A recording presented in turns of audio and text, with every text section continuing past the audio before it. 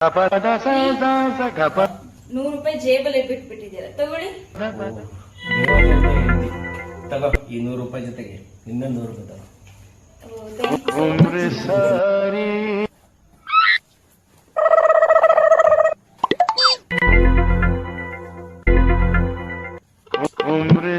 ಮತ್ತೆ ಜೋಬಲ್ಲಿ 200 ರೂಪಾಯಿ ಬಿಟ್ಕೊಂಡಿದ್ದಾರೆ. ಮೊದ್ಲು ಇವರಿಗೆ ಕೊಡ್ಬೇಕು ರೀ. ಮತ್ತೆ ನಿಮ್ ಜೋಬಲ್ಲಿ ಮತ್ತೆ 200 ರೂಪಾಯಿ ಸಿಕ್ತು. ನನ್ ಮುದ್ದು ಹೇಳ್ತಿ ತಗೋ. ಅದ್ರ ಜೊತೆಗೆ ಇದು 200 ರೂಪಾಯಿ ಸೇರಿಸಿ ತಗೋ. ಅಯ್ಯೋ ಸೂಪರ್.